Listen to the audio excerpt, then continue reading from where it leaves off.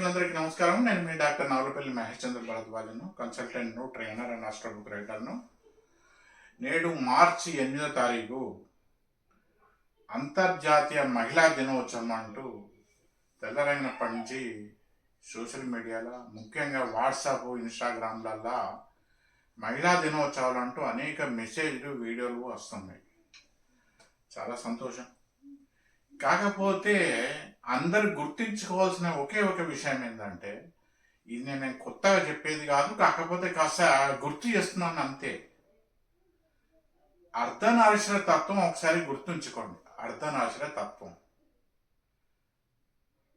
అంటే ఒక పురుషుడు అనే ఒక వ్యక్తి స్త్రీ అనే లేకుంటే అక్కడ అతను ఉండడు, జీవించలేడు, ఉండలేడు, పుట్టలేడు.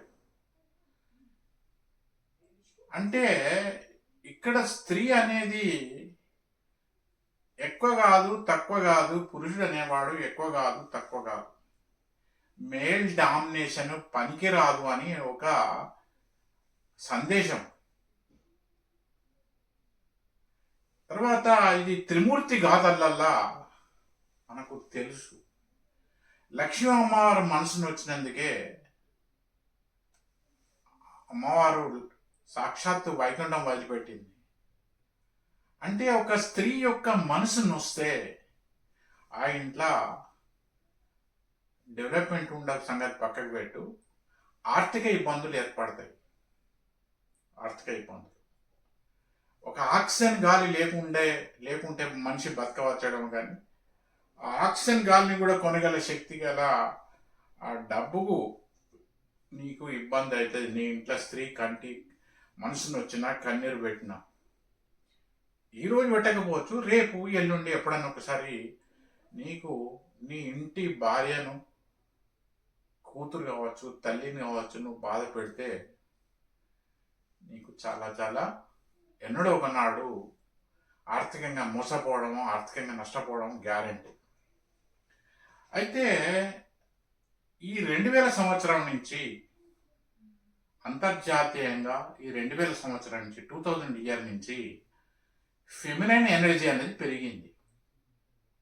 ఫెమినైన్ అనేది స్త్రీ యొక్క శక్తి పెరిగింది.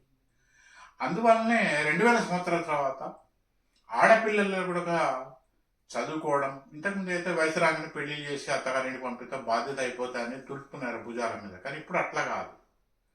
పురుషునికి తక్కువ ఏం మాత్రంగా స్త్రీ కాదు.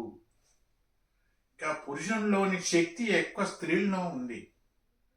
ఈరోజు స్త్రీ అంతర్జాతీయ సంస్థలు, ఇస్రో వంటి అంతర్జాతీయ సంస్థలల్లో ఒక వందే భారత్ ట్రైన్, ఒక మెట్రో ట్రైన్ నడపడంలో కూడా ముందున్నదంటే ఆ ఫెమినైన్ ఎనర్జీ పెరగడమే. అది గురించి ఏ తల్లిదండ్రులు కూడా అబ్బాయి అమ్మాయి అంటూ తేడా చూడకూడదు.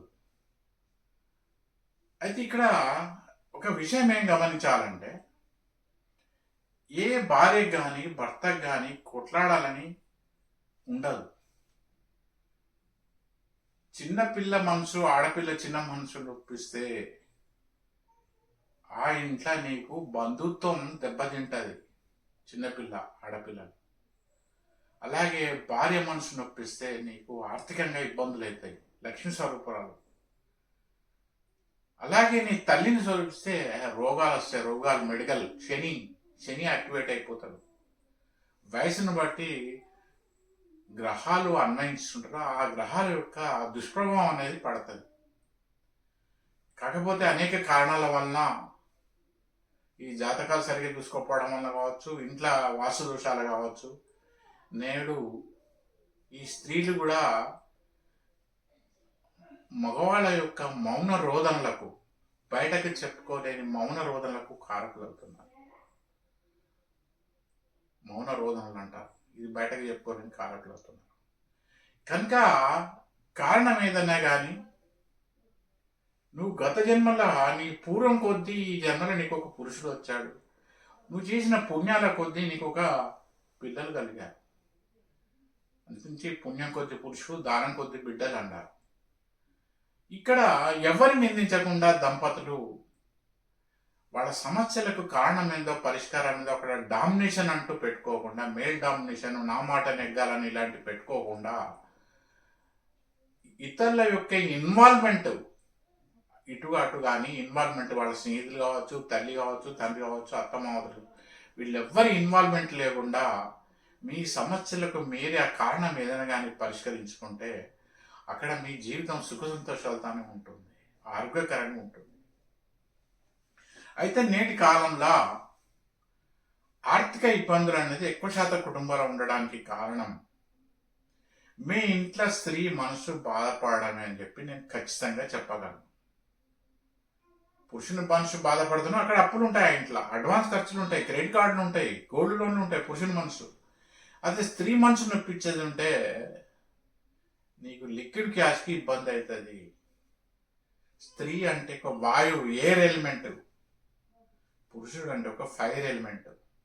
ఇవాళ మనిషి జీవితం ఒక యుద్ధం లాంటిదే. నువ్వు బయటకు పోయి నీకున్న క్వాలిఫికేషన్ ప్రకారం, నీకున్న సంపాదించుకున్న డిగ్రీల ప్రకారం నువ్వు చేసే వృత్తి ఏదైనా కానీ ఆ కాంపిటీషన్ తట్టుకోవాలంటే నువ్వు రోజు నీ జీవితాన్ని డెవలప్ చేసుకోవాలంటే నీ ఇంటి స్త్రీ సపోర్టు కంపల్సరీ, తప్పనిసరి.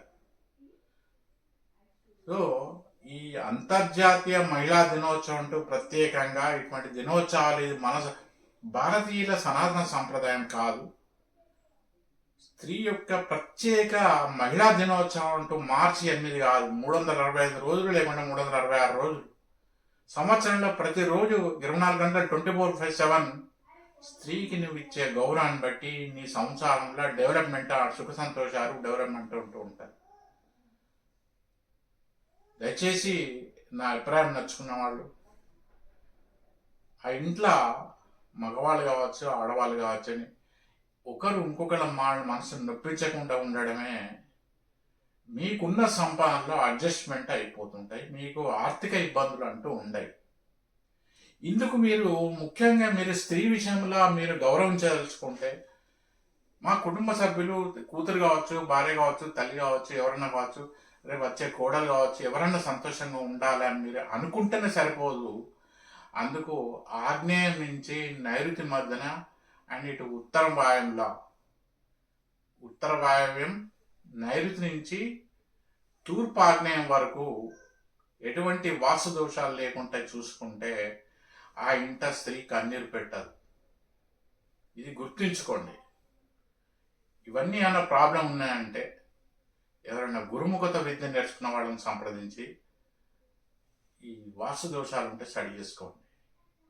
దంపతుల మధ్యన గొడవలు ఉంటే ఆ ఇంట్లో ఆర్థిక ఇబ్బందులు గ్యారంటీ. ఎంత చెట్టుకు అంత గాలన్నట్టు ఆ ఇంట్లో గ్యారంటీ. కనుక మీరు ఇతరులను ఇన్వాల్వ్మెంట్ చేసుకోకుండా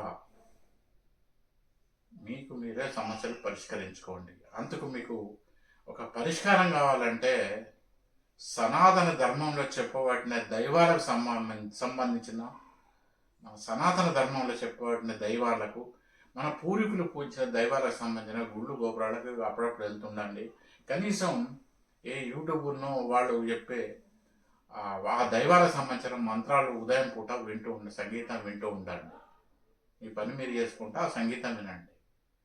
లలిత సహస్రనామాలు, విష్ణు సహస్రనామాలు, మల్లికార్జున సుప్రభాతం ఇటువంటి సంగీతం వినుకుంటారండి. మీకు మీ ఇంట్లో ఆర్థిక ఇబ్బందులు రాకుండా, ఇంట్లో ఎవరికి గొడవలు, కొట్లాటలు, రోగాలు, నొప్పులు రాకుండా ఆ సంగీతం అనేది మిమ్మల్ని కాపాడుతుంది. ఉంటాను. నమస్కారం. మరొకసారి చెప్తున్నాను, స్త్రీకి అంతర్జాతీయ మహిళా దినోత్సవం అంటూ మార్చి 8వ తారీఖు కాదు, సంవత్సరంలో 365 రోజులు, 366 రోజులు 24/7 స్త్రీ గౌరవిస్తారో, ఏ కుటుంబంలో స్త్రీని గౌరవిస్తారో ఆ కుటుంబం బాగుంటుంది. ఏ ఇంట్లో ఏ స్త్రీ మనసు నవ్వకుండా కన్నీరు గార్చకుండా ఉంటుందో ఆ కుటుంబం బాగుంటుంది. ఉంటాను. నమస్కారం. శుభాకాంక్షలు. దయచేసి నా అభిప్రాయం నచ్చిన వాళ్ళు ఈ వీడియోని లైక్ చేసి ఇతరులకు కూడా షేర్ చేసి నా వేదిక వేసి యూట్యూబ్ ఛానల్